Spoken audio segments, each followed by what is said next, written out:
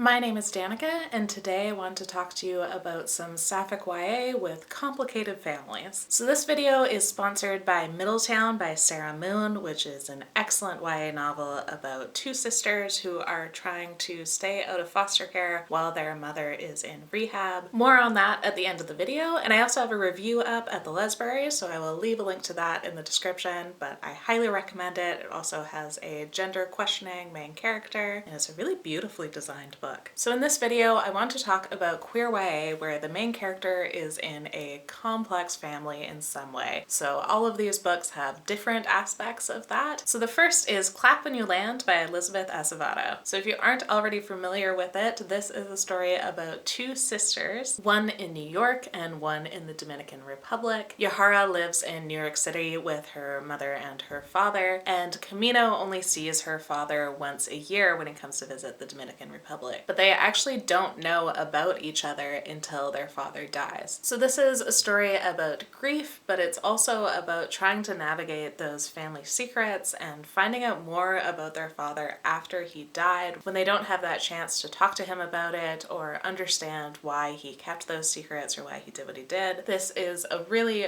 beautiful story that deals with some pretty difficult subject matter. Camino especially is really struggling, and when her father dies, she doesn't have that same support and protection that she had before, and that leaves her really vulnerable. One of the things I really appreciated about this book was the two main characters slowly starting to figure out who they might be to each other. We only see a little bit of that, we see it start, but I think this is a beautiful book about the complicated forms that family can take. And Yahara has a girlfriend, so that's the queer content. This is also told in verse, so it's a really beautiful poetry aspect as well. Next, there's This Is What It Feels Like by Rebecca Barrow. This is one of my favorite YA books, and I wish it got talked about a lot more often. It's a literal getting the band back together story. It's about these three teenagers who have just graduated from high school. It's the summer afterwards. They used to be in a band together, they used to be best friends, but a lot of events transpired at the same time that really broke apart their friendship and their band. But there is a battle of the bands, and they have to figure out how to come back together to hopefully win a $10,000 prize, which would be life-changing money for them. There is a cute FF romance as one of the subplots. Basically, what broke up their friend group is that one of the main characters was struggling with alcoholism. She was hospitalized. At that same time, Dia's boyfriend died, and weeks later she realizes she's pregnant. So she decides she can't stay in Hannah's life as long as Hannah is really self-destructing and drinking so much, especially now that she is pregnant, and they basically don't talk to each other again until this summer that the story takes place. What I really liked about this one is telling the story of Dia's teen pregnancy and being a young mom. I come from a family of young mothers, and it is very difficult, but I also really appreciate stories that show how complicated it is and how you can still have this really beautiful family that comes out of it. It's a fairly small part of the plot, but it does show how Dia's family came together to help her raise this child and how incredibly difficult that was for her when she was so young, but also how they came to really support each other. So in this case, the complicated family is mostly Dia as a young mom and her parents and family who support her, and her friends even who help to support her in raising this kid. Then there's Little and Lion by Brandy Colbert. This one is about a set of siblings, a brother and a sister. They used to be very close, but then Lionel started struggling with mental health issues and Suzette was sent away to boarding school. Suzette is bisexual. Their family is also Black and Jewish, so we see how those intersectionalities play out in Suzette's life, especially when she was at boarding school. She had a bad experience of being outed. But the story is mostly about Suzette and Lionel and trying to repair their relationship. There's this big gulf between them of all that missing time and how they were both struggling when they weren't in each other's lives, and they're having trouble getting back to where they were before. Some of the descriptions of this book talk about the love triangle where they are both interested in the same girl, but it is not really about that, and it's not like a competitive love triangle. It's much more about this sibling relationship and their complicated family where they clearly both care a lot about each other but are having trouble talking to each other about what's happened and about what's changed in their family and about how they can form a new relationship with each other. And then I couldn't help but talk about one of my favorite favorite books, The Miseducation of Cameron Post by Emily M. Danforth. This book starts with her having her first kiss with a girl, and at that same time her parents die. And for Cam, she kind of always connects those two in her mind. She is sent to live with her very conservative aunt, and she ends up being sent to a conversion camp. So this is a really difficult read in times, but it is incredibly beautifully written. I love Cam Post as a character. There's also a bunch of great funny moments, and the side characters are really strong. The complicated family is mostly Cameron trying to reconcile with her grief, with her feelings about her parents, who she never got to come out to. So she doesn't really get closure. She feels this misplaced kind of guilt that somehow this was a punishment for her kissing a girl, and that's why her parents die. So this is a story about her learning to accept herself and try to deal with her grief without punishing herself. This is my favorite YA book of all time. I just think it is brilliant. Then there's Silhouette of a Sparrow by Molly Beth Griffin, which is one that way more people have to read. It is beautiful. It's set in the 1920s in the US. It's about Garnet, who loves birds, but she has to only really express her interest in ornithology by cutting these intricate silhouettes of birds. That's kind of the ladylike way that she can pursue her interests. Her mother really needs for her to get married to support them. They don't really have any other options, and meanwhile Garnet falls for a flapper girl. What makes this complicated, and I think what makes this the strength of the book, is it really talks about what we owe to each other and to our family. What I think is the strength about this novel is it really talks about the difficulty and complexity of balancing your own individual needs and wants with the people who might be dependent on you. So in most queer YA books, you get to come out and live your authentic self, and if your family is not supportive, you walk away from them. But for her, she knows if she walks away from her mother, she basically has no way to support herself. Her mother would be fairly helpless living as an older single woman in 1920s America with no money and no backup. So I really liked how this grapples with those really difficult questions. Then I have Honey and Issues Guide to Fake Dating by Adiba Jagirdar. What I really liked about this book is that it has two main characters who are both Bengali Irish teenagers, but they're very different from each other. They have very different families, they speak different languages, they have different religions, and they are both queer, but one of them is out as bisexual to her family, who is extremely accepting, and the other character has a family where she can't really safely come out. And I think that in modern queer YA, we often don't see a lot of families where you just don't come out because it's not a good idea or because you don't feel safe doing it. And I think it's important to have that representation. And I especially liked that because we had these two families, we saw that it wasn't just because they were a Bengali family, that there were Bengali families who would be very accepting and others that wouldn't be. So you didn't have that concern of it seeming like a stereotype. So I think that it is the comparison between those two families that made it such an interesting book to read with that lens. And finally, I have The Girls Ive Been by Tess Sharp. This is about Nora, who was raised by her con artist mother. She had to participate in a lot of cons and be different people in all of them. So obviously that is already a very complicated family. She obviously doesn't have a great relationship with her mother. She is no longer living with her, and she is now living with her older sister. They are trying to leave that life behind them, but Nora ends up being caught up in a bank robbery and held hostage with her girlfriend and her ex-boyfriend. This is an incredible thriller. It's so fast-paced. Also, definitely check out the trigger warnings for this book because it is also one of the most brutal books I have read, but it is incredibly effective. And for the purposes of this list, it really shows how difficult it is for Nora to have grown up with this mother who did not provide a safe and loving place to grow up, but who also helped inform so much of who she is and trying to detangle those. So if you are okay with really difficult subject matter, including rape and murder and gore, if you want to read a thriller about misogyny, I highly recommend this one. But it is an emotionally difficult read. So those are the books that I have for you today that are Sapphic YA that have complicated families. Let me know in the comments if you have read any of these or if there is another book that fits this bill that you would recommend. Thank you you again to Middletown for sponsoring this video, and here's the description. 13-year-old Eli likes baseball caps, baggy clothes, and one girl in particular. Her 17-year-old sister Anna is more traditionally feminine. She loves boys and staying out late. They're sisters, and they're also the only family each other can count on. Their dads have long been out of the picture, and their mom lives at the mercy of her next drink. When their mom lands herself in enforced rehab, Anna and Eli are left to fend for themselves. With no legal guardian to keep them out of foster care, they take matters into their own hands. Anna masquerades as Aunt Lisa, and together she and Eli hoard whatever money they can find. But their plans begin to unravel as soon as they're made, and they're always way too close to getting caught. Eli and Anna have been used to telling lies as a means of survival, but as they navigate a world without their mother, they must learn how to accept help and let others in. And that's Middletown by Sarah Moon. Thank you for watching, and happy reading!